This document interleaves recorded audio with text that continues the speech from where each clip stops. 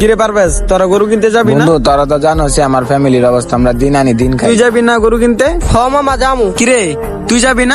মামা জামু। আচ্ছা সবাই মিলা ল গরুগুলা ভিতরতে দিকাই। আচ্ছা চল তাইলে যাই।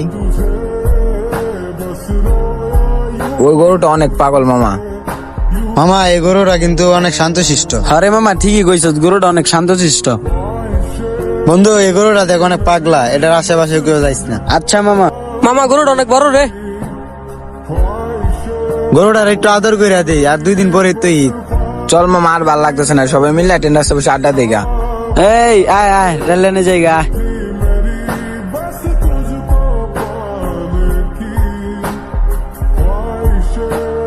ওই মামা এই জায়গাটা বো, এই জায়গাটা পরিষ্কার আছে, এই জায়গাটা বো।